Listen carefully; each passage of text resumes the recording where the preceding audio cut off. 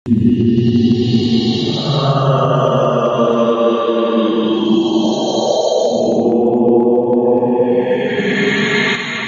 உறவுகளே, நான் உங்கள் தமிழ் அகண்டமிழ் அமானுஷ்யம் சேனலுக்கு உங்களை வரவேற்கிறோம். இன்றைக்கு 26வது எபிசோடாக எங்கு நடந்த சம்பவத்தை பற்றி இன்றைக்கி பார்க்க போகிறோம்னா, கும்பகோணத்திலிருந்து 15 கிலோமீட்டர் தொலைவில் உள்ள ஒரு அழகிய கிராமத்தில் நடந்த சம்பவத்தை தாங்க இன்றைக்கி பார்க்க போகிறோம். இந்த சம்பவத்தில் துஷ்ட முனியிடம் மாட்டிய நபருக்கு நடந்த அமானுஷ்யமான சம்பவத்தை தாங்க இன்றைக்கி நாம் பார்க்க போகிறோம். இந்த சம்பவம் பயங்கர திகிலாகவும் விறுவிறுப்பாகவும் இருக்க போதுங்க. கடைசி வரைக்கும் வீடியோவை பாருங்கள். நாம் வீடியோவுக்கு போகிறதுக்கு முன்னாடி நம்முடைய சேனலை இன்னும் சப்ஸ்கிரைப் பண்ணலைன்னா சப்ஸ்கிரைப் பண்ணிக்கோங்க. பெல் பட்டனை அழுத்தி ஆள் கொடுங்க. அப்போ தான் நான் போடக்கூடிய வீடியோ நோட்டிஃபிகேஷனாக உங்களுக்கு வரும்.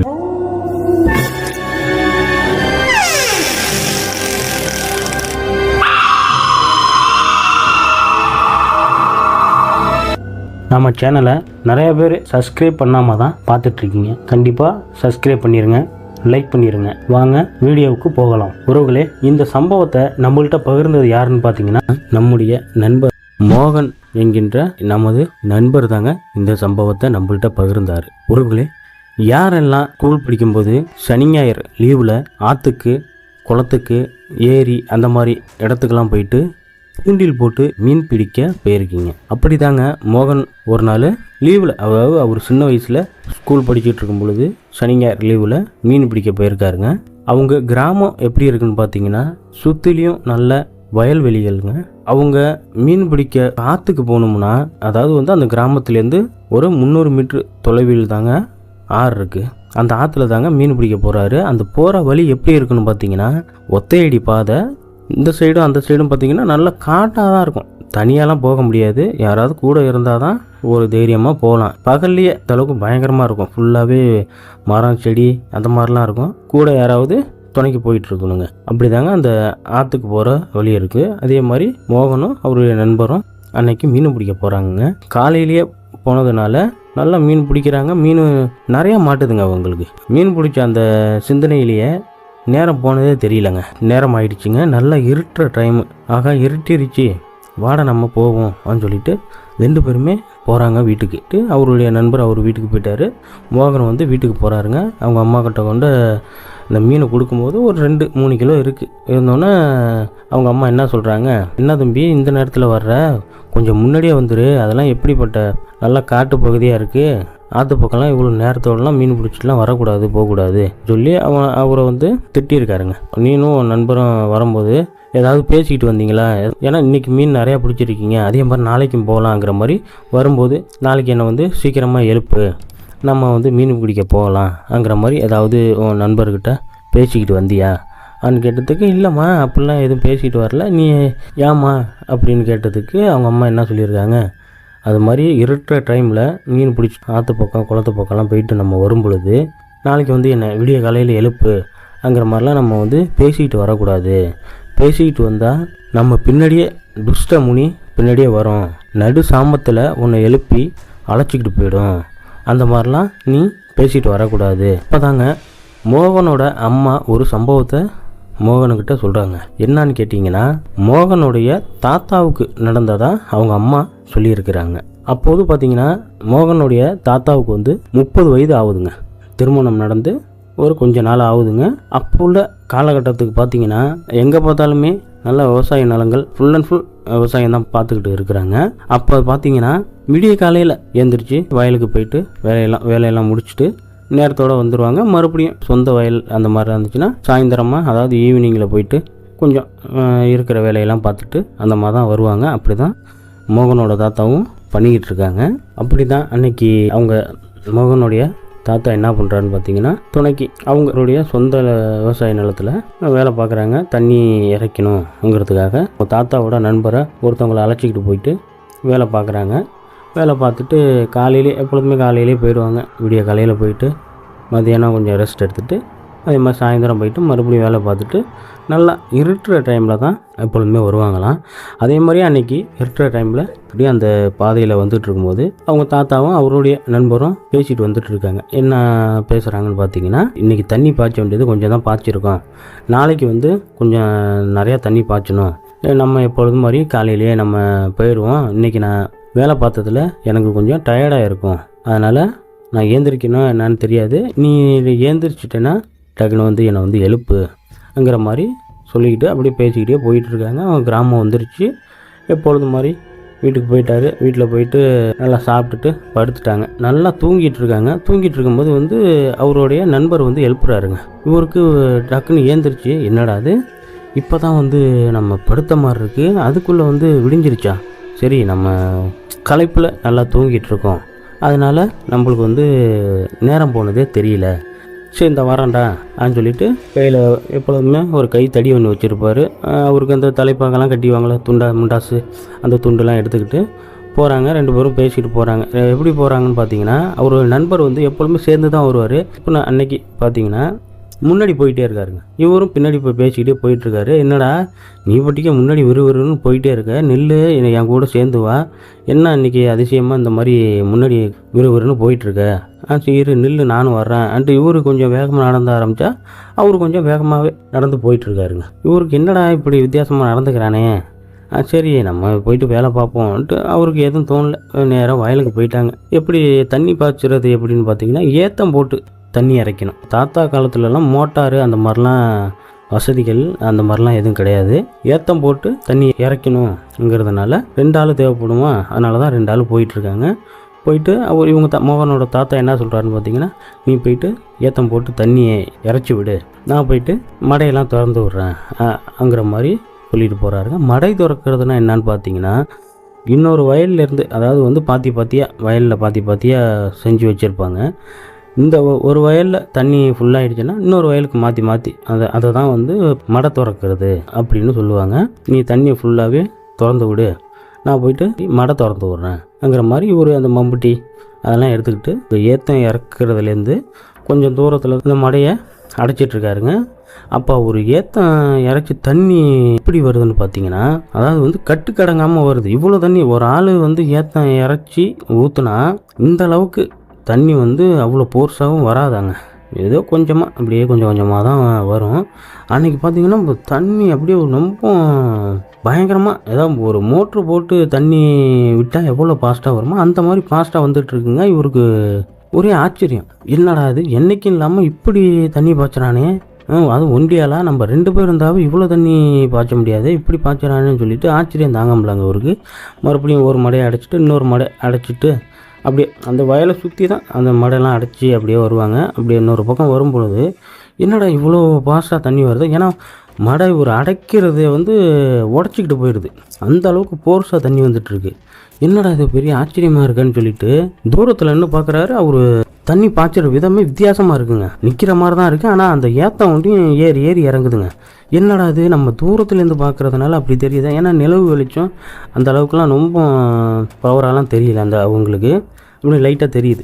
அப்படி இருக்கும்போது என்ன நம்ம தூரத்தில் இருக்கனால இப்படி தெரியுது நம்மளுக்கு அப்படின்னு சொல்லிட்டு இவரும் அந்த மம்படி எடுத்துக்கிட்டு அப்படியே விறுவிறுன்ட்டு நடந்து போயிட்டுருக்காருங்க. விறுவிறுன்னு அந்த ஏத்தம் இறக்கிற பக்கத்தில், அதாவது வந்து ரொம்ப பக்கத்துலாம் போல் கொஞ்சம் தூரத்தில் நின்றுக்கிட்டே பார்க்குறாரு. பார்த்தோன்னா இவருக்கு அப்படியே அதிர்ச்சி ஆகிடுச்சாங்க. அப்படியே உறைஞ்சி போய் நின்ன மாதிரி நிற்க ஆரம்பிச்சிட்டாருங்க. அங்கே என்ன சம்பவத்தை பார்த்தாருன்னு பார்த்தீங்கன்னா, அவர் கூட வந்தது அவருடைய நண்பர் கிடையாதுங்க, ஆனால் இவர் வந்து ஒரு வித்தியாசமாக இருக்கிறாரு பார்க்க. எப்படின்னு பார்த்தீங்கன்னா, நல்லா கிட்டத்தட்ட ஒரு 9 அடி ஹைட்டு, நல்ல வாட்டச்சாட்டமான உடம்பு, கும்பலாக இருந்திருக்கு. ஏன்னா வந்து அந்த நிலவு வெளிச்சத்தில் லைட்டாக அந்த மாதிரி தெரியுது. கண்ணு மட்டும் பார்த்தீங்கன்னா பயங்கர ரெட்டாக இருந்திருக்கு பார்க்க. இவர் என்னடாதுன்ட்டு, ஏன்னா வந்து அந்த கிராமத்து பக்கம்லாம் பார்த்தீங்கன்னா கொஞ்சம் அனுபவங்கள்லாம் இருக்குங்க. துஷ்டமுனி அந்த மாதிரிலே பேய் பிசாசு அங்கே மாதிரிலாம் வந்து நிறைய அனுபவங்கள் இருக்குங்கனால இவருக்கு தெரிஞ்சிருச்சு, இது என்னங்கிறது தெரிஞ்சிருச்சு. ஆகா நம்ம வந்து தெரியாமல் மாட்டிக்கிட்டோமே. மோகனோட தாத்தா யோசிக்கிறாருங்க, நம்ம கூப்பிட்டான், நம்ம படி ஏந்திரிச்சு வந்துட்டோம், ஆனால் வந்து விடியலை போலி இருக்கு, நம்ம வந்தது நடு ஜாமம், அதனால தான் நம்ம வரும்பொழுது ஏன்னா வந்து எப்பொழுதுமே வந்து கோழி எல்லாம் அந்த மாதிரிலாம் கூவிட்டு இருக்கோம், நம்ம வரும்போது எதுவுமே கோழிலாம் எதுவும் கூவலை, அப்போ நம்ம நடு சாமத்தில் வந்து மாட்டியிருக்கோம் நினச்சிட்டு இவர் என்ன பண்ணியிருக்காருன்னு பார்த்தீங்கன்னா, அப்படியே கொஞ்சம் தூரத்துக்கு அப்படியே பின்னாடி வெளியே வந்து தடி குச்சியை அந்த வரப்புன்னு சொல்லுவாங்க, அந்த வரப்பில் நுழைந்தி விட்டு அவருடைய முண்டாஸ் கட்டியிருப்பார் பார்த்தீங்களா, அந்த முண்டாஸை எடுத்து அந்த தடி குச்சியில் சுற்றி இருக்காருங்க. அவர் போட்டிருந்த வேஷ்டியை கழட்டி அங்கே அதில் சுற்றி விட்ருக்காருங்க. சுற்றி விட்டுட்டு அந்த அருணாக்கயிறெலாம் அவுத்து அதுலேயே கட்டி விட்டு ட்ரெஸ்ஸே இல்லாமல் வயலுக்குள்ளே பூந்து காட்டுக்குள்ளே பூந்து அப்படியே சத்தம் முடியாமல் ஓடி இருக்காருங்க. வீட்டுக்குள்ளே போய் நுழைஞ்சிட்டாருங்க. வீட்டுக்குள்ளே போயிட்டு கம்முன்னு அப்படியே அவர் எங்கே தூங்கினாரோ அங்கேயே படுத்துட்டாருங்க. கொஞ்ச நேரத்தில் அதே மாதிரி மோகனுடைய தாத்தா பேரை சொல்லி மறுபடியும் யாரோ கூப்பிட்ற மாதிரி இருக்குங்க. கூப்பிட்டோன்னே இவர் எதுவுமே சத்தம் போடாமல் அப்படியே படுத்திருக்காரு. ஏன்னா ஏற்கனவே இந்த மாதிரி நம்ம கூப்பிட்டு தான் போய் மாட்டிக்கிட்டோம், இப்போ மறுபடியும் யார் கூப்பிட்றதுன்ட்டு வாயை திறக்கவே இல்லைங்க. அப்படியே கம்முன்னு இருக்கிறாரு. நம்ம மறுபடியும் பிரச்சனை மாட்டிக்க கூடாதுன்னு சொல்லிட்டு அப்படியே கம்முன்னு இருக்காருங்க. நல்லா பலன்னு நல்லா விடியுது. இவரும் ஏந்திரிச்சு அவர் நண்பர் வீட்டுக்கு போகிறாருங்க. அந்த வேலைக்கு கூப்பிட்டாருன்னு சொன்னாங்களே, அவர் வீட்டுக்கு போயிட்டு பார்க்கும்பொழுதே அவர் டக்குன்னு சொல்கிறாருங்க, விடிய காலையில் எழுப்புனேன், நீ ஏந்திரிக்கல, அதனால தான் நானும் மறுபடியும் படுத்துட்டேன் சொன்னதுமே இவங்க மோகன் தாத்தா என்ன சொல்லியிருக்காருன்னா, ஏன் கதையை கேட்குற, நடந்த சம்பவத்தெல்லாம் சொல்லியிருக்காருங்க. அவர் 2 பேருக்குமே என்ன பண்ணுறதுன்னு தெரில. என்னடா இது இப்படி போய் நீ மாட்டிக்கிட்டியே சொல்லிட்டு, சரி வா நம்ம அந்த இடத்துல போய் பார்ப்போம். போகிறாங்க 2 பேருமே போகிறாங்க. நல்லா விடிஞ்ச பிறகு நல்லா 2 பேருமே போயிட்டுருக்காங்க. அங்கே போயிட்டு பார்க்குறாங்க, அந்த ஒரு செட் பண்ணி வச்சுருந்தாரில், ஒரு ஆள் நிற்கிற மாதிரியே செட் பண்ணி வச்சுருந்தாரில், தலைப்பாகெல்லாம் கட்டி விட்டு எல்லாமே சுக்கா நொறுங்கி கிடக்குதாங்க. நொறுங்கி கிடக்கதான் இவங்களுக்கு பார்த்தோன்னா ரொம்ப ஒரு மாதிரி அதிர்ச்சி ஆயிடுச்சு. ஐயோ என்னடா இப்படிலாம் நம்ம மாட்டிக்கிட்டோமே சொல்லிட்டு 2 பேருமே வேலை பார்க்காம 2 பேருமே வந்துட்டு அன்றைக்கி ஃபுல்லாக இந்த கதையை தான் பேசிகிட்டு இருக்காங்க. எப்படா போனேன் வந்தேன்ட்டு பேசிகிட்டு இருக்கும்போது அப்பயுமே அவர் மோகன் தாத்தா என்ன சொல்லிகிட்டு இருக்காருன்னு பார்த்தீங்கன்னா, இல்லைப்பா நீ எழுப்புற மாதிரி தான் இருந்தது, ஆனால் நாய்கள்லாம் பயங்கரமாக குலைச்சிச்சு. என்னடா அது, நானும் யோசிக்கலை, கோழியும் கூவில் நாய்களும் பயங்கரமாக குலைக்குதே, இது என்னவா இருக்கும்ன்ட்டு நான் யோசிக்கலை. நான் உன்னை எழுப்ப சொன்னதுக்கு நீ விடிய காலைல விடிஞ்சிருச்சு போல இருக்குது பேசிக்கிட்டே இருக்கிறாங்க. அன்றைக்கி நைட் ஆகுதுங்க. சரி, அதே மாதிரி நல்லா தூங்கிட்டு இருக்காருங்க. நல்லா தூங்கிட்டு இருக்கும்போது அதே நடு சாமத்தில் ஒரு பேரை சொல்லி மறுபடியும் கூப்பிட்ற மாதிரி இருக்குங்க. யாரும் மோகனுடைய தாத்தாவோட பேரை சொல்லி மறுபடியும் கூப்பிட்ற மாதிரி இருக்குது. பயங்கர சவுண்டு, ஒரு வித்தியாசமான சவுண்டாக கேட்குது. பயங்கரமாக ரொம்ப கோபத்தில் கத்தி கூப்பிட்ற மாதிரி இருக்குங்க. இவர் வாயை திறக்கல, கம்முன்னு வாயை மூடிக்கிட்டு அப்படியே படுத்துருக்காருங்க. முழிச்சிக்கிட்டே படுத்துருக்காருங்க. வீட்டில் உள்ளவங்களாம், ஏன்னா வீட்டில் உள்ளவங்களுக்கெல்லாம் எல்லாருமே இந்த மாதிரி விஷயத்தெல்லாம் சொல்லியிருக்காரு. வீட்டில் உள்ளவங்களும் அப்படியே பயந்துக்கிட்டே படுத்துருக்குறாங்க. ரொம்ப பயங்கர சவுண்டோட ஆக்ரோஷத்தில் அந்த சவுண்டு வருதுங்க. நாய்கள்லாம் பயங்கரமாக குலைக்குது. பக்கத்துலலாம் நாய்கள்லாம் அவங்க வீட்டை பார்த்து பயங்கரமாக குலைக்குது. இவருக்கு என்ன பண்ணுறது தெரியாமல் வீட்டுக்குள்ளேயே அப்படியே போத்திக்கிட்டு அப்படியே படுத்துருக்காருங்க. சவுண்ட்லாம் அப்படியே கம்மியாகுதுங்க. நாய்கள்லாம் விரண்டு ஓடுற மாதிரி இருக்குது. இந்த பக்கம் 4 பக்கமும் கத்திக்கிட்டே ஓடுது, கத்திக்கிட்டே ஓடியாருது. இந்த மாதிரியே பண்ணிக்கிட்டே இருக்குது. பேரை சொல்லி கூப்பிடுற சவுண்டு பயங்கர சவுண்டாக கேட்குது.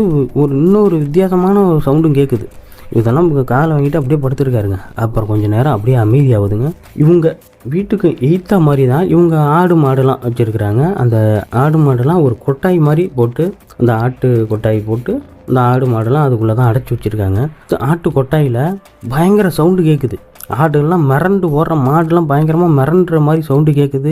இதெல்லாம் என்னன்னு பார்த்தீங்கன்னா, மோகனுடைய தாத்தாவை வெளியில் வர வைக்கிறதுக்காக இந்த மாதிரிலாம் பண்ணுதுங்க. ஆடுலாம் பயங்கரமாக நல்லா கத்துது. இவர் கூப்பிடுற அந்த சவுண்டும் நிற்கிது, ஆடு மாடோட சவுண்டும் அப்படியே அமைதியாகுதுங்க. ஏன்னா நைட்டு வெளியில் போகிறதுக்கே இவங்களுக்கு பயம், ஏதாவது ஆயிருமோ சொல்லிட்டு பயம். இவங்க என்ன பண்ணுறாங்க, காலையில் எழுந்திரிச்சு போய் பார்க்குறாங்க, ஆடுகள்லாம் அப்படியே கழுத்தை கடிச்சு கிடக்குங்க. ஒரு 2-3 ஆடு கடிச்சு கிடந்தோடனே இவங்களுக்கு ரொம்ப ஒரு மாதிரி அதிர்ச்சி ஆகிடுச்சு. தேவையில்லாமல் இதில் போயிட்டு மாட்டிக்கு நிற்கிறமேன்னு சொல்லிட்டு, இதை இப்படியே விட்டால் சரி வராது சொல்லிட்டு அவங்க ஊருக்கும் பக்கத்தில் இருக்கிற ஒரு மாந்திரிகரை போய் பார்த்துருக்காங்க.